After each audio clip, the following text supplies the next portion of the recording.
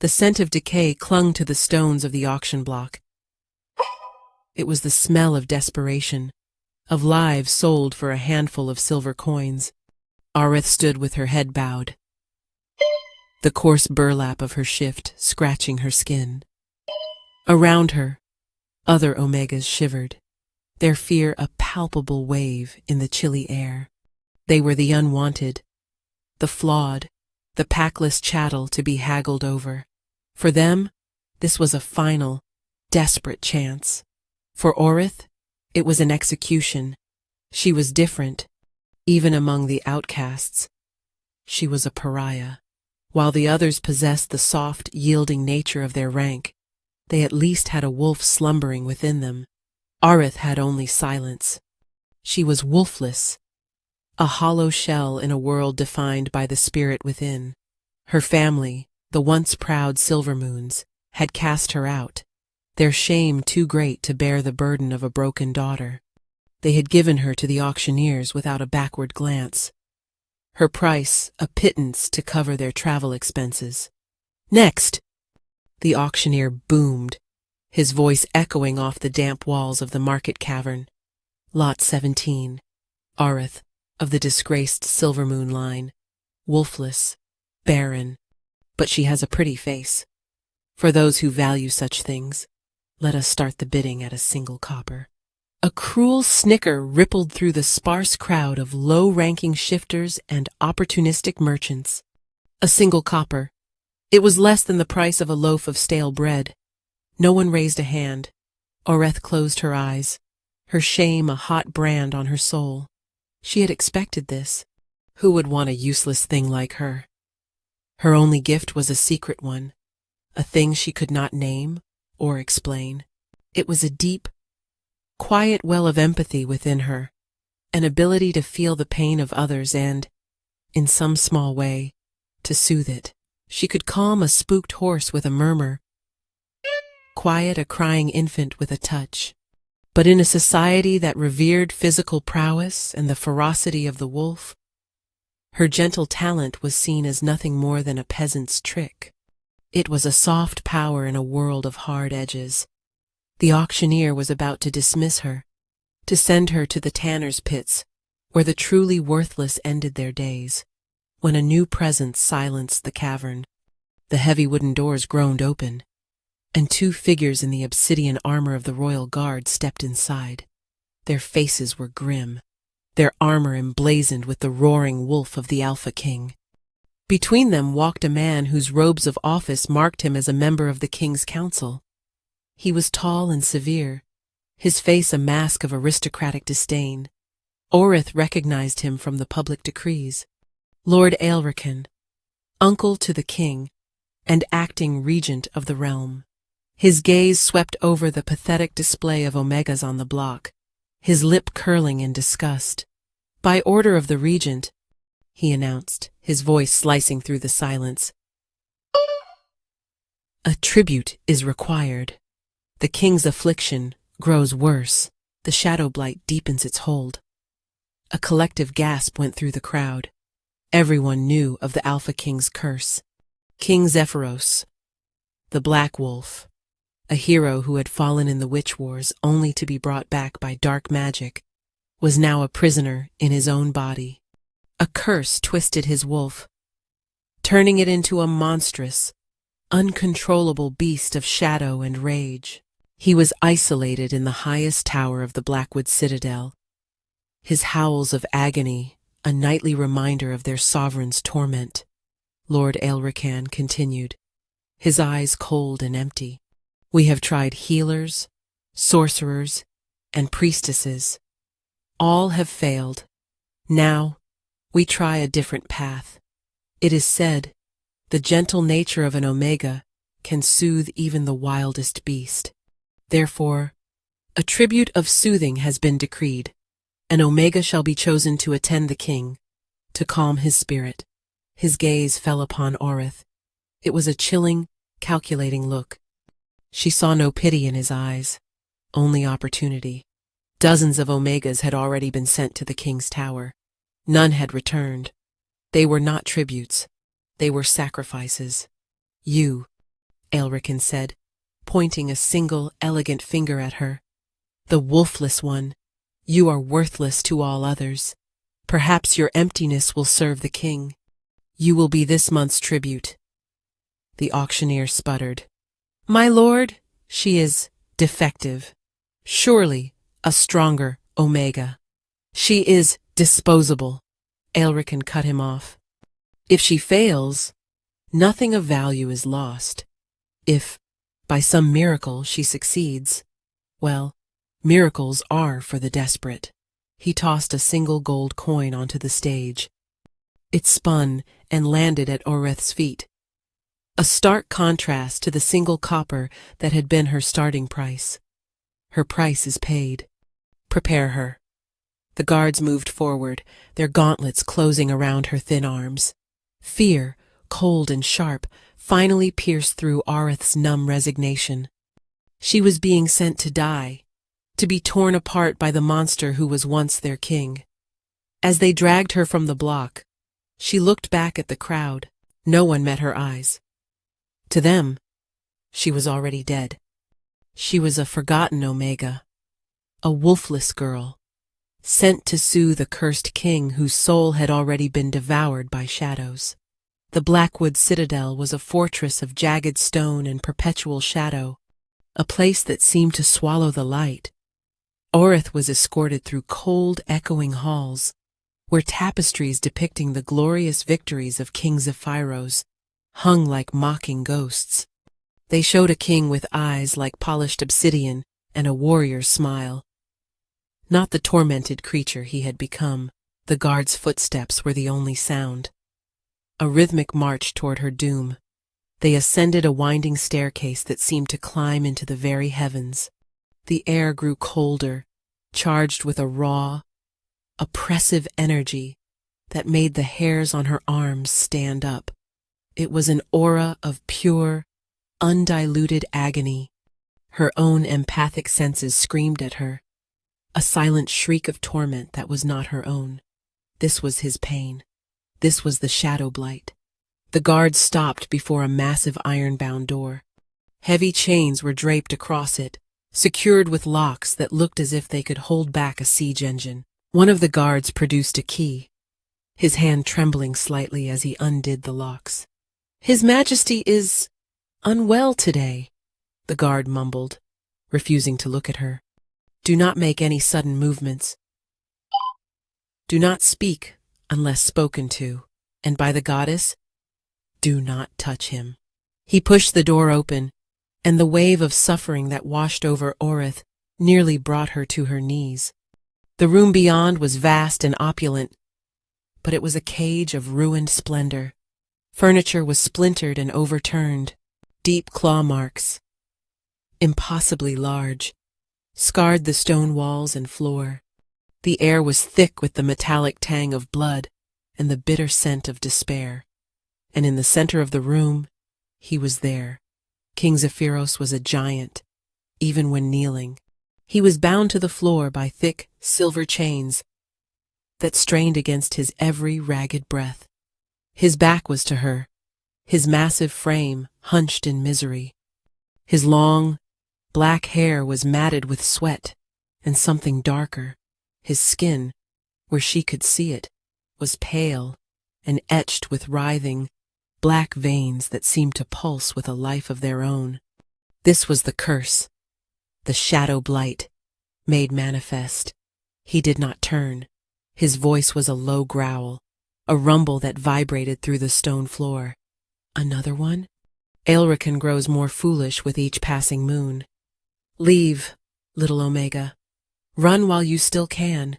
There is no king here, only a beast.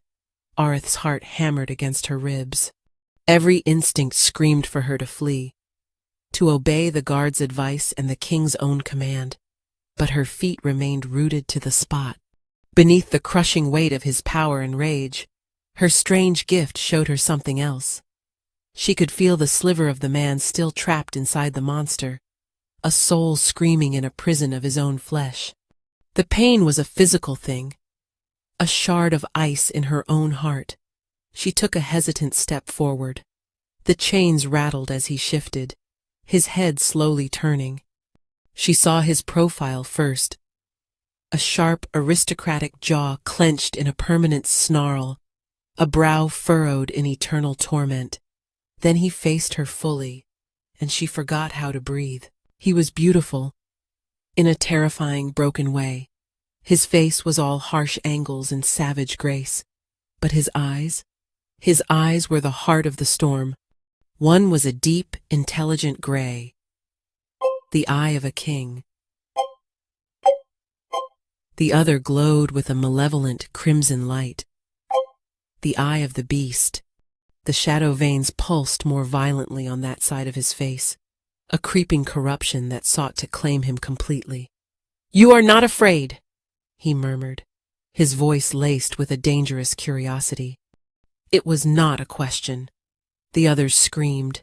They wept. They begged. "You just stare." Aerith found her voice, though it was little more than a whisper. "Fear is a luxury, Your Majesty. I was sold for less than a loaf of bread. There is little left for me to be afraid of." A flicker of something surprise? Interest? Crossed his features. The red glow in his eye dimmed for a fraction of a second. "Wolfless," he stated, his gaze piercing. He could scent it on her, the blank space where her wolf should have been. "My uncle sends me a broken toy to play with." How fitting! The guard slammed the door shut behind her, the locks clicking into place with grim finality. She was trapped. Trapped with the monster. "I am not a toy," she said, a spark of defiance igniting within her. She had nothing left to lose. "I am Aerith." He let out a short, harsh laugh that sounded like grinding stone. "You have a name. It will not save you." He strained against his chains, the muscles in his arms and back cording like steel cables. A low growl escaped his throat, and the shadowy tendrils under his skin writhed and darkened. The agony was intensifying. "The blight is rising. Get to the far corner of the room. Press yourself against the wall. Do not move. Do not even breathe too loudly. If you are lucky, it will not notice you when it takes me." He threw his head back and roared, a sound of such profound agony that Aerith felt it crack her own bones. It was the sound of a soul being ripped apart. The beast was coming. She should have been terrified, but all she felt was an overwhelming, heartbreaking wave of compassion for the suffering king. Aerith did not retreat to the corner. She stood her ground, her body trembling but her will a sudden unshakable pillar of steel. Watching him fight, watching him suffer for her potential safety, struck a chord deep within her. He was a king, even in chains, even as a monster. The shadowy veins on his body pulsed with a sickening rhythm, spreading like ink in water. His form began to distort, muscles swelling, bones cracking, and reshaping under the force of the malevolent magic. His screams became inhuman snarls. The beast was winning. Instead of hiding, Aerith took another step closer. "What are you doing, you little fool?" Zephyros snarled, his voice distorting, deepening. He was on all fours now, the transformation almost complete. "I told you to hide." "You are still in there," she whispered, her voice barely audible over his pained growls. "I can feel you." Her own senses were on fire. The agony pouring off him was a physical assault, but through it, she felt the core of the man, the desperate, clawing will to survive, to protect, to remain himself. It was a tiny flicker of light in an overwhelming darkness. She focused on it. Without thinking, she began to speak. She spoke of the sun on the fields of her old home, of the taste of wild berries picked in the summer, of the lullabies her mother used to sing before the shame had turned her heart to stone. She did not tell a grand story. She offered him small, simple pieces of a life he could no longer touch. Her voice was soft, a quiet thread in the cacophony of his torment. She did not know if he could even hear her, but she kept speaking, pouring her own desperate hope into the words. The beast's rampage seemed to falter. The violent thrashing against the chains lessened. Zephyros, or what was left of him, lifted his monstrous head. His eyes, now both glowing a feral crimson, fixed on her. The snarl was still on his lips, but a sliver of confusion tempered the rage. Why? The beast's voice rumbled, a strange hybrid of Zephyros's cadence and a guttural growl. Why do you not run? Because no one should have to suffer alone, Aerith answered, her gaze unwavering. For a long moment, the creature simply stared. The shadowy tendrils that made up its shifting form seemed to still, listening. The oppressive aura of pain in the room lessened by a fraction. It was as if her words, her simple presence, were a balm on a festering wound. The change was minuscule, almost imperceptible, but it was there. Slowly, painfully, the transformation began to reverse. The shadows receded, bones snapping back into place with sickening crunches. Zephyros collapsed onto the stone floor. His human form returned, though he was pale and shaking, drenched in a cold sweat. The chains hung loosely on him now. He lay there, panting, his head turned toward her. The crimson glow was gone from his eye, leaving only the weary gray of the king. How? He rasped, his voice raw. No one! Nothing has ever pushed it back before, not even for a moment. I just talked, she said, her own knees feeling weak with relief. It was more than that, he said, pushing himself up into a sitting position. He looked at her with a new intensity, a calculating intelligence that was far more intimidating than the beast's rage. Who are you, wolfless girl? Before she could answer, the heavy door creaked open. Lord Elrican stood on the threshold, flanked by his guards. He took in the scene, the exhausted king, the unbroken Omega, and a flicker of deep displeasure crossed his face before he masked it with a concerned frown. Zephyros, my dear nephew, are you well? We heard the roars. I feared the worst. His eyes slid to Aerith, cold and sharp. And you are still alive. How unexpected. She is under my protection, uncle, Zephyros said, his voice regaining some of its regal strength. He did not try to stand, but his presence filled the room nonetheless. She will remain here. Of course, Elrican said smoothly, though his eyes narrowed. Whatever brings you comfort. But a wolfless Omega, it is an embarrassment, the court whispers. They say you are so far gone you cling to a broken creature for solace. Let them whisper, Zephyros replied, his gaze locked with his uncle's. Their words are wind. She stays. Elrican gave a tight, thin-lipped smile. As you wish, your majesty. He turned to Aerith. See that you continue to be useful. The king's favor is a fickle thing.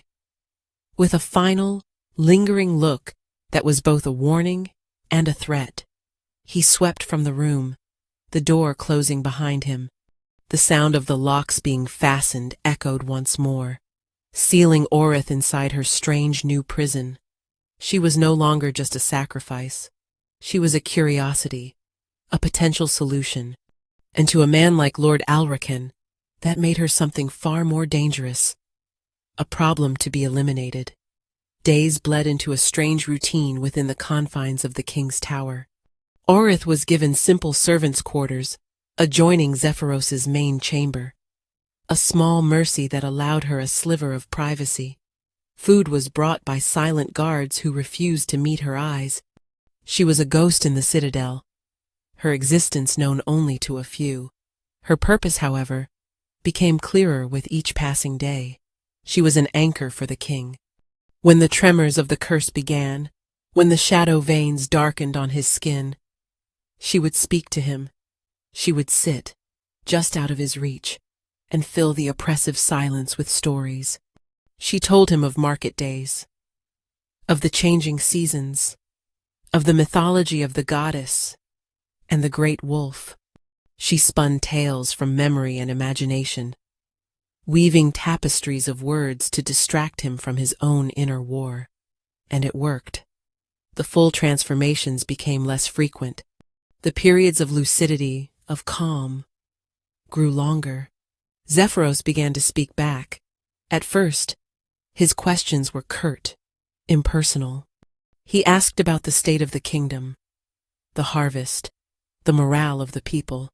He was a king, starved for his duties. Areth answered what she could, piecing together gossip and news she had overheard in her previous life. Then, his questions became more personal. "Why did your family cast you out?" he asked one evening. He was sitting on the edge of his stone dais. The chains pooled around his ankles. He had refused to let the guards remove them completely, a grim reminder of the beast that still slept within. Orith hesitated, the old shame stinging her. "I am wolfless," she said simply. "To them, I was a blight on our bloodline, a failure. Failure is being unable to protect your people," Zephyros countered, his voice low.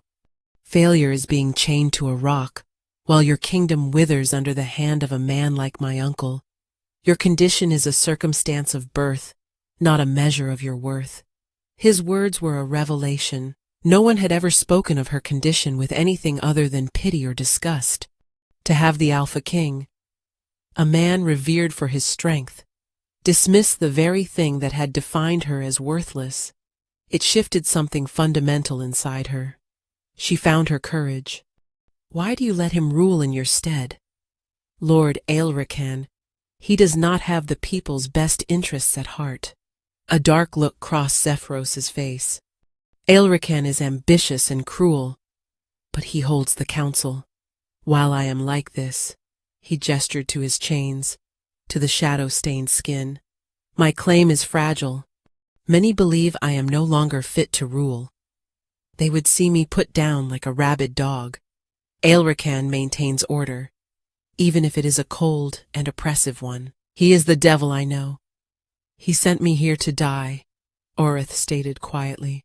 "I know," Zephyros said, his gray eye meeting hers. "And for that, he will answer to me, when I am free." The promise in his voice was absolute. In that moment, he was not a monster. He was her king, and a strange, tentative bond was forming between them, spun from shared solitude and whispered secrets in the dark. He began to see past the wolfless Omega and saw Orith, a woman of quiet strength and surprising resilience. And she, in turn, saw past the cursed beast to the noble, tormented man trapped within.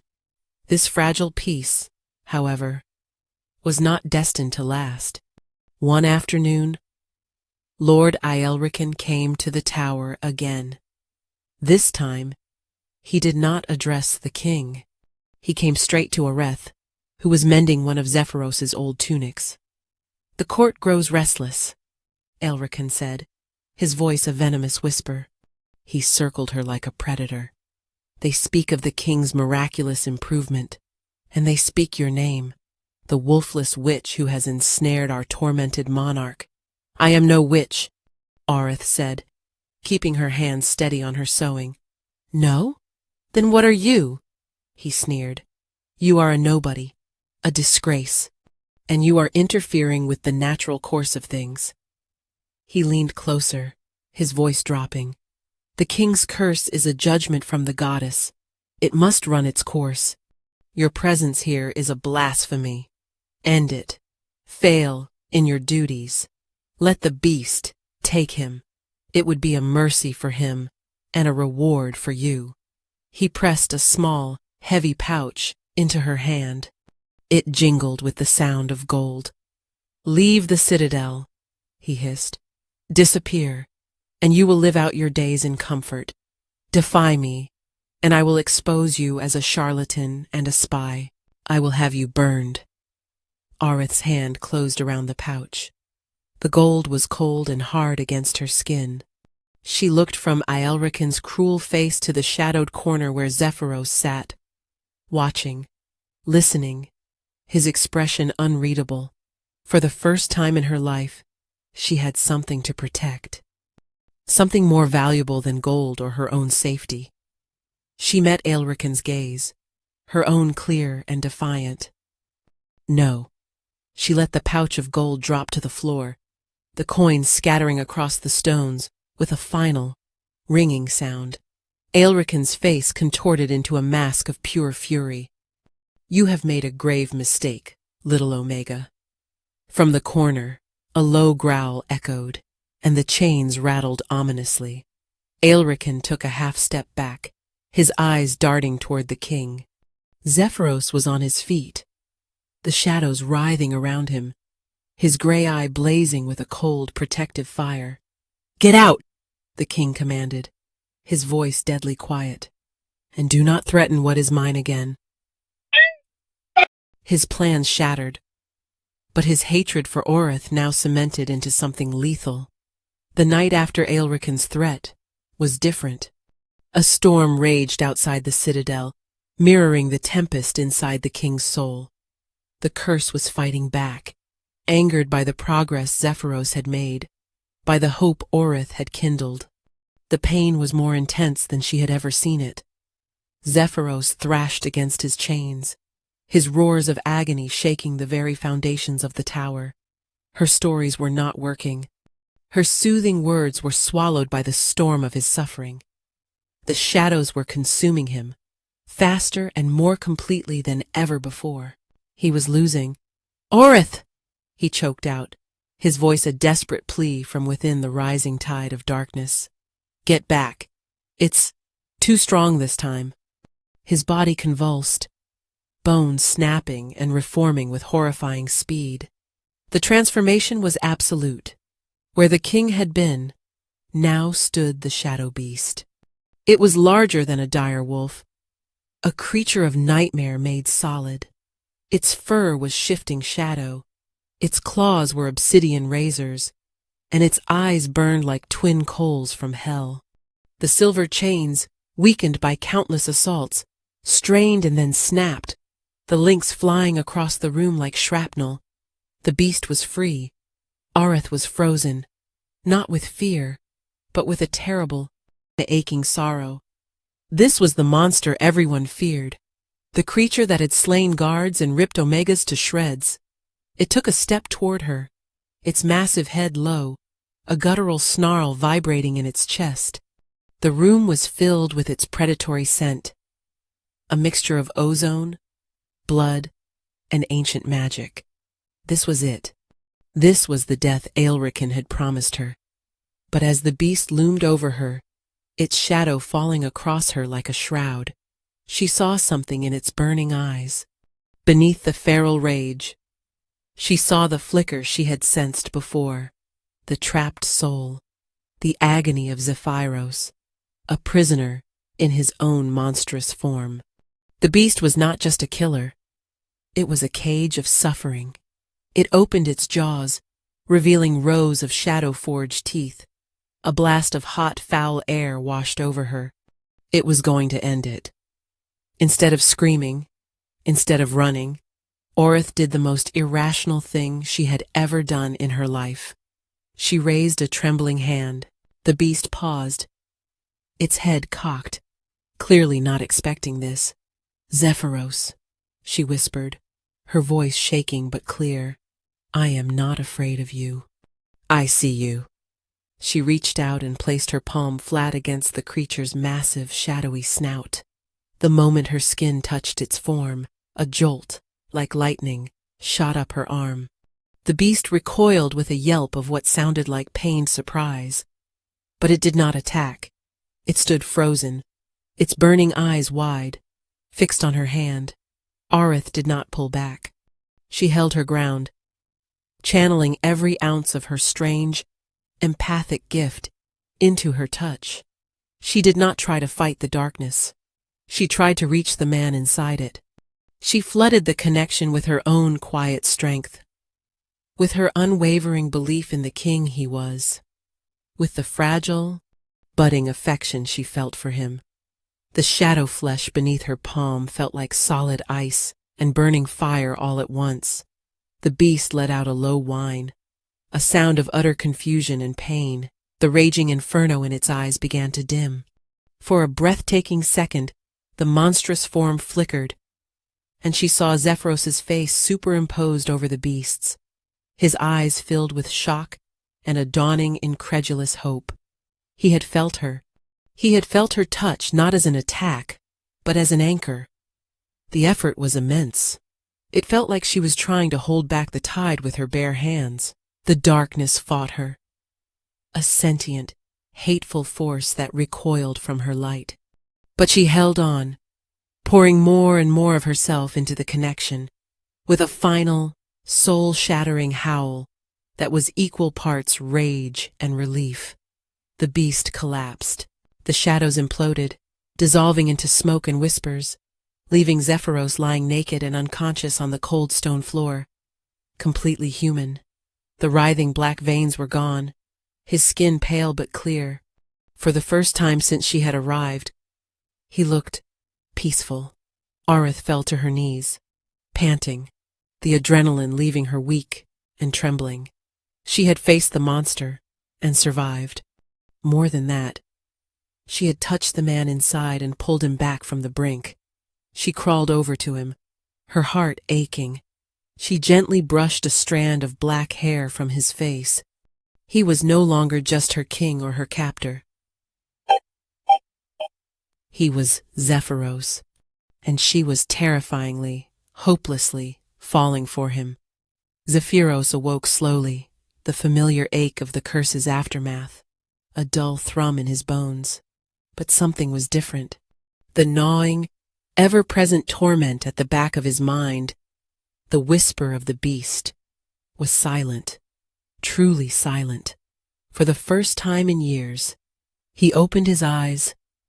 Areth was asleep in a chair she had dragged near him, a worn blanket wrapped around her shoulders.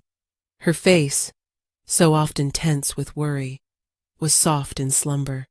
He remembered the chaos, the pain, the absolute certainty that this time, the beast would win.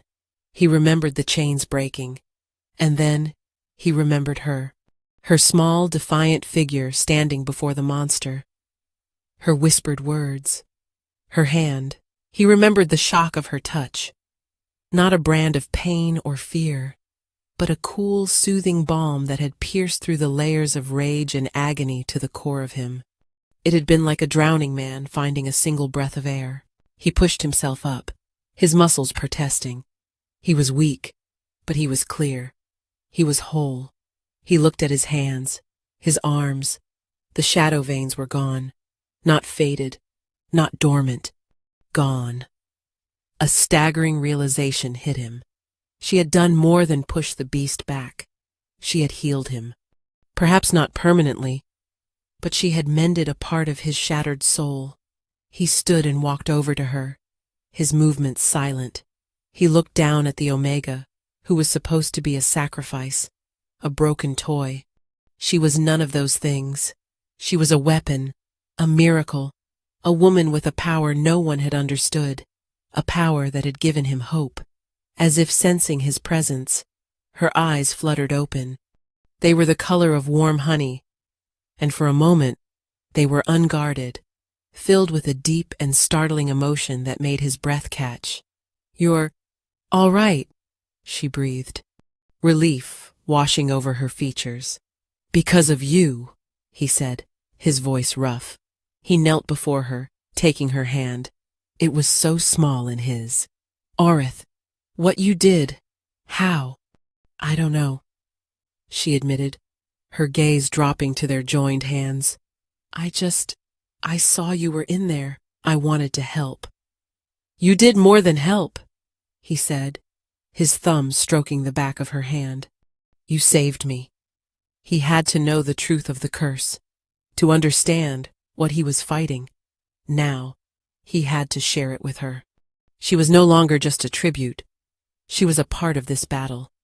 "The curse," he began, his voice low and grim. "It was cast by the Witch Queen of the Cinder Peaks in the moment of my death. When the warlocks resurrected me, the curse came back with my spirit. It's called the Shadow Blight because it feeds on shadow, on my pain, my anger, my isolation. It grows stronger the more I am cut off from my pack, from my kingdom, from myself."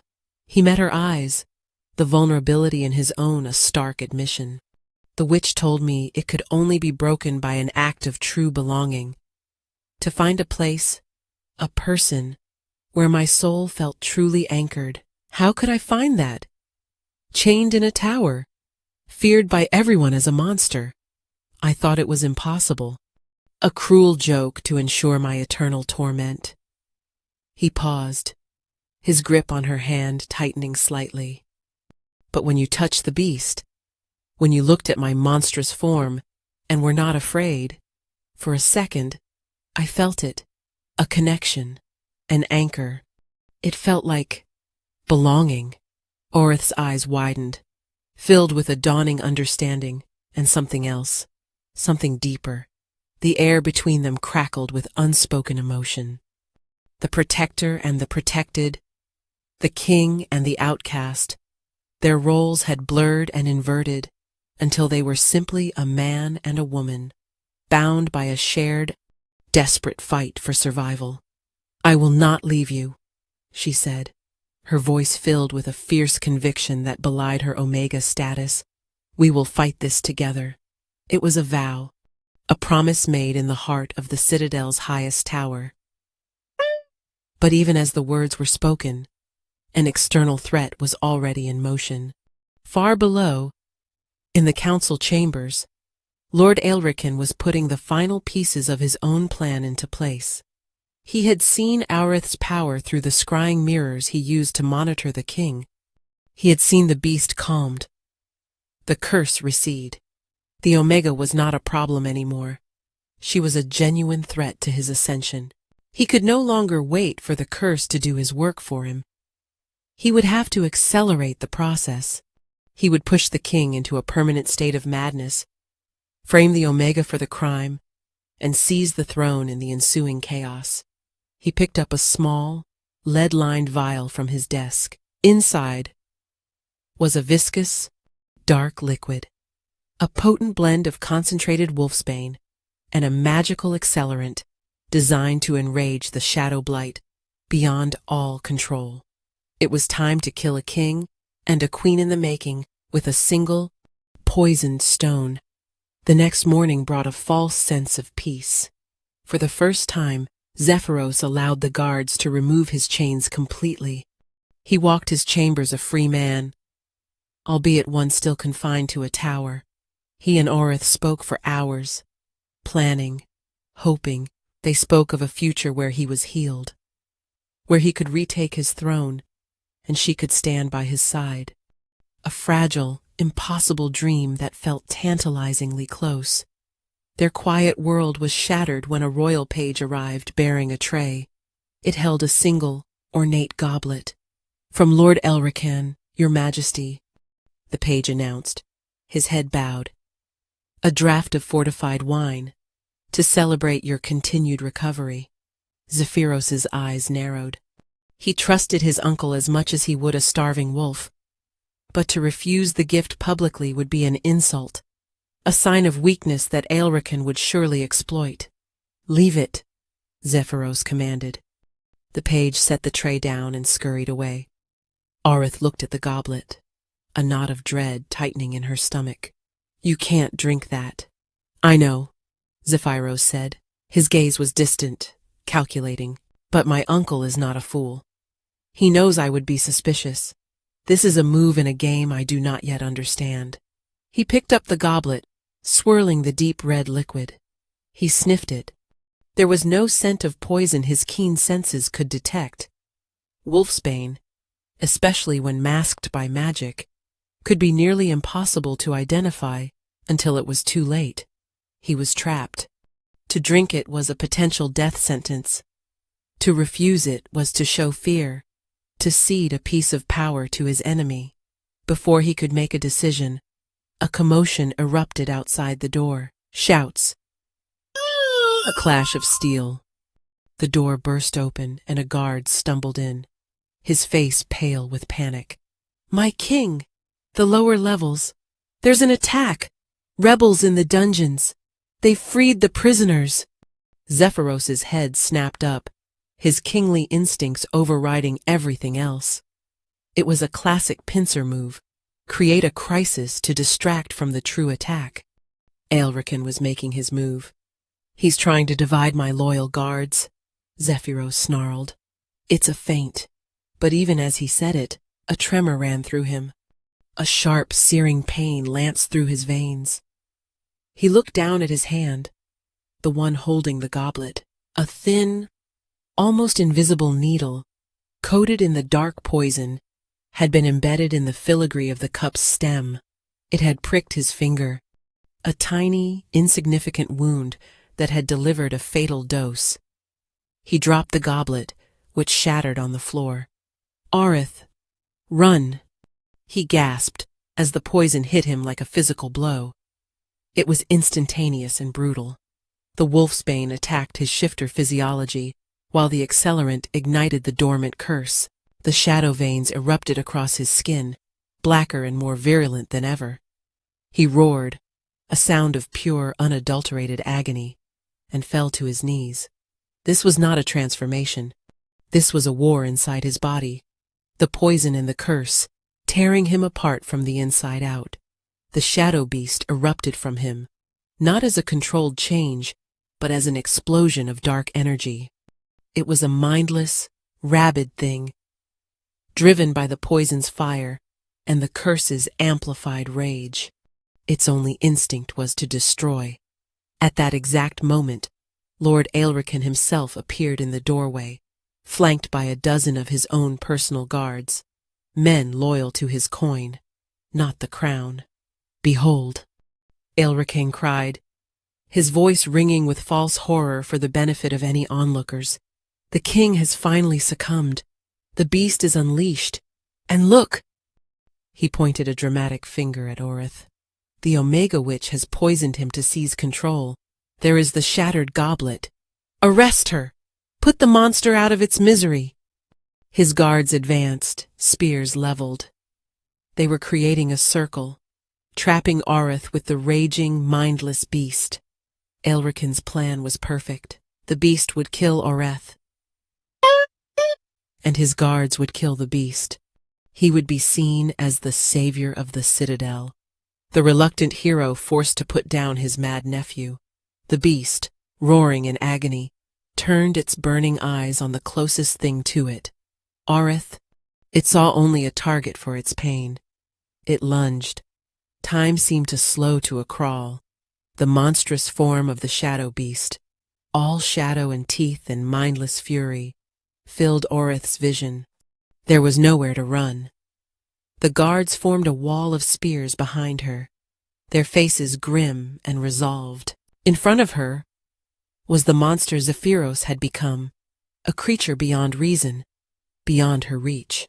She closed her eyes, bracing for the impact, for the tearing of claws and the end of everything. But it never came. Instead, she heard a sickening crunch and a human grunt of pain. Her eyes flew open. Zephyros was standing between her and the beast. It was impossible. The beast was a physical manifestation of the curse. It should not have been separate from him. Yet here he was, in his human form, though he looked like a wraith. He was translucent, shimmering like a heat haze, his form barely holding together. He had somehow torn his spirit free from the rampaging monster, a feat of will that was actively killing him. His translucent hand was pressed against the beast's chest, holding it back. The monster snarled and swiped, its shadowy claws passing right through his ghostly form, yet he held it at bay. "I will not let you hurt her," his spirit voice echoed in the room, faint and strained. It was his ultimate choice. With his body being destroyed by poison, and his wolf turned into a mindless engine of destruction, he had used the last of his will, the very essence of his soul, to shield her. Protecting the forgotten Omega was more important than his own survival, more important than his life, his crown, his very soul. This was his act of true belonging.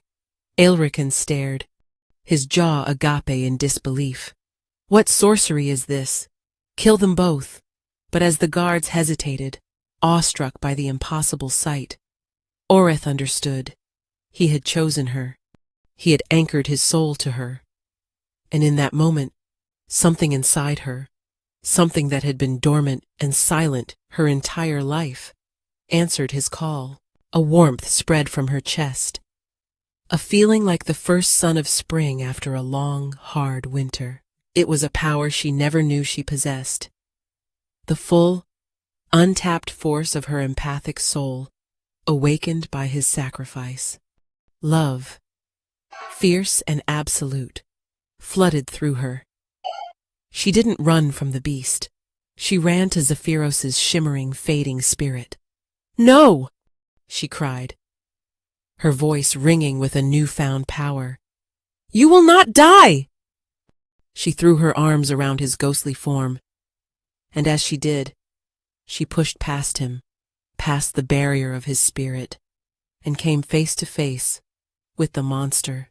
It roared in her face, its breath a vortex of cold despair. She did not hesitate. She rose on her toes, reached up, and pressed her lips to the place where the beast's mouth would be. She kissed the monster. It was not a soft, romantic gesture. It was an act of war. She poured all of herself into that kiss, her love, her hope, her defiance, her soul's own light. It was a direct assault on the curse itself, her pure, untainted empathy. The very essence of her soft power met the ancient, hateful magic of the Shadow Blight head-on. For a second, there was only silence. Then, light exploded from their point of contact, a brilliant, blinding golden light that threw everyone in the room back.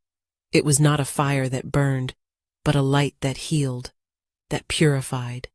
The shadow beast shrieked, a sound of dissolving hate, as the light consumed it, broke it apart, and burned it into nothingness. The light coalesced, flowing back into Zephyros's spirit form, and then into his physical body, which lay crumpled on the floor. It sealed the wound of the curse, purged the wolfsbane from his veins, and rekindled the dying embers of his life force. The light faded, leaving the room in a stunned, ringing silence. Zephyros lay on the floor, no longer poisoned, no longer cursed. The shadow veins were gone forever. He was simply himself. As he took a deep, shuddering breath, a new light began to glow around him and Oreth. It was a soft, golden aura, a visible manifestation of a bond snapping into place, ancient and unbreakable. The mating bond. On Oreth's neck, just below her ear, a mark began to form.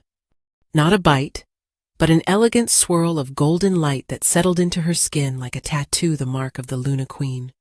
Lord Aelrican stared, his face a mask of horror and utter defeat. His perfect plan had not just failed. It had created the one thing he had sought to prevent, a healed, powerful king, and a queen by his side whose power was beyond his comprehension. Zephyros's eyes opened. They were clear, both of them the color of a calm storm. He looked at Oreth, and his gaze was filled with a love and reverence that was as bright as the light that had just saved them. "Mate," he breathed, and the world realigned itself around that single word. The royal guard, the ones loyal to the crown, finally broke through the blockade in the lower levels and stormed the tower room. They found a scene of utter confusion. Lord Aelrican's personal guards looking stunned, Aelrican himself pale with fury, and in the center of it all, their king, alive and whole, getting to his feet. Beside him stood the Omega tribute, a glowing golden mark adorning her neck. "Seize him!" Zephyros commanded, his voice no longer strained by pain, but ringing with the absolute authority of the Alpha King. He pointed a single steady finger at his uncle. "Lord Aelricon is a traitor to the crown. He attempted to murder his king and usurp the throne." Aelricon's guards, mercenaries bought with coin, looked from the powerless regent to the radiant, undeniably powerful king. Their loyalty evaporated in an instant. They dropped their weapons. The royal guard swarmed forward, clapping Aelricon in irons before he could utter a single word of protest. His reign of cold ambition was over.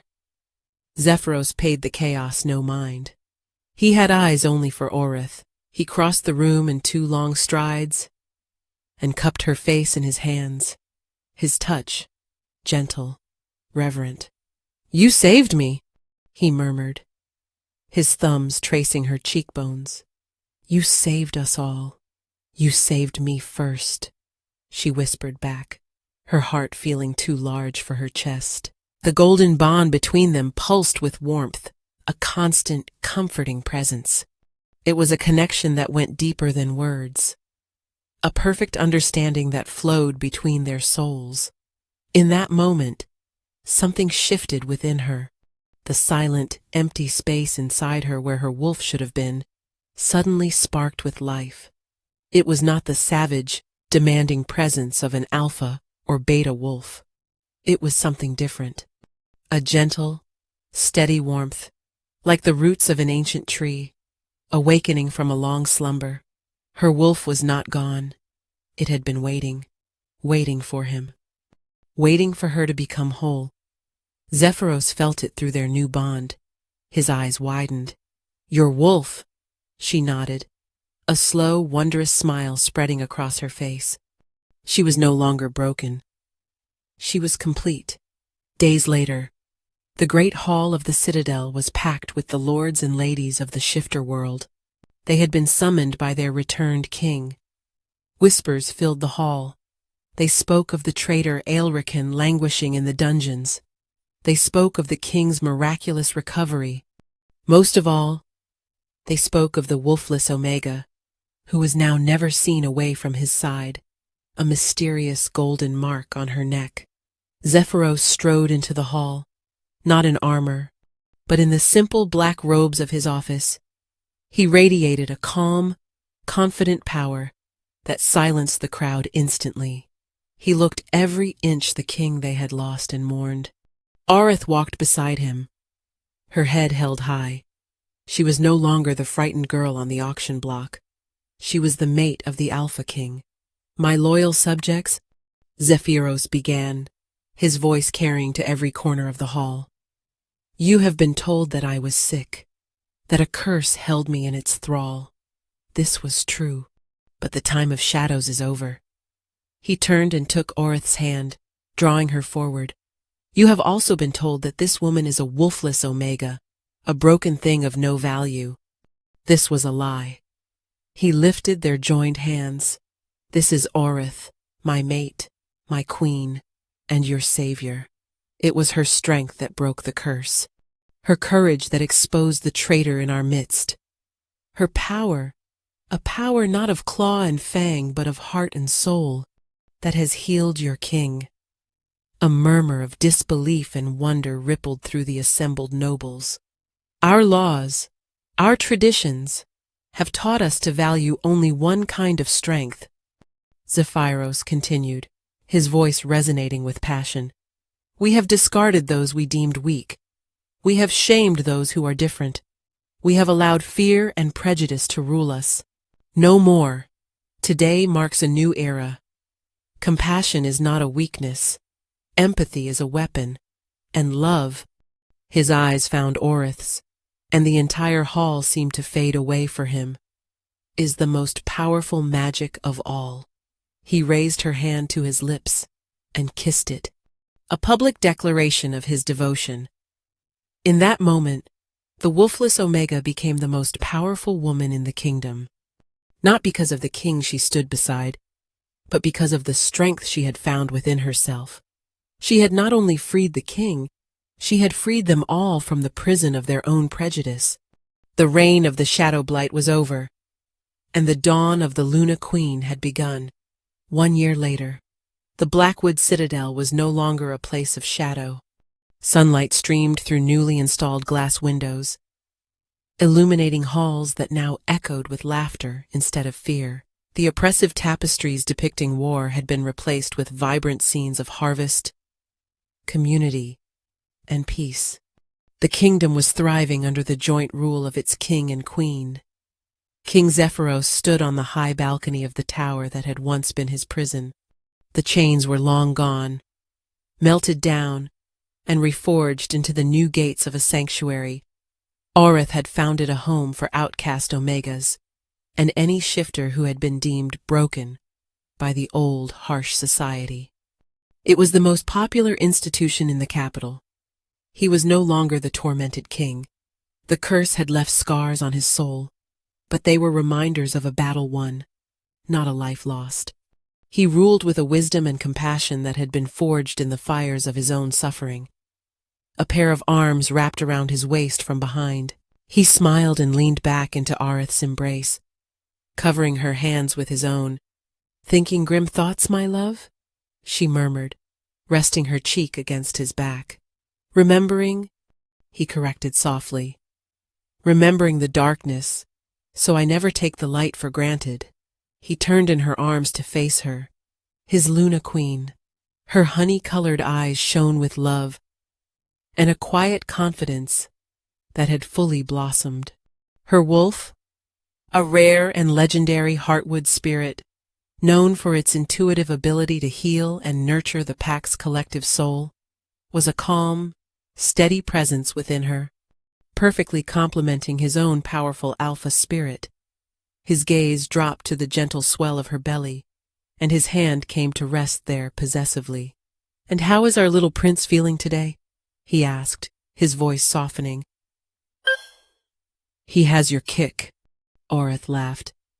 "I think he's practicing for the Royal Guard trials already." Zephyros chuckled, a deep, happy sound that would have been unimaginable a year ago. He leaned down and pressed a tender kiss to her lips. "I never thought this was possible. A life without pain, a family, a future. It was always possible," she said, her hand covering his on her stomach. "You just needed someone to show you the way out of the dark." Their mating bond pulsed between them, a silent, constant song of their love. Below them, in the courtyard, children of all ranks, Alpha, Beta, and Omega, played together. The rigid hierarchy that had ruled their society for centuries was beginning to dissolve, replaced by a new philosophy of mutual respect, one that valued all forms of strength. It was a kingdom reborn, all because of a forgotten Omega, whose greatest power was the ability to see the man inside the monster.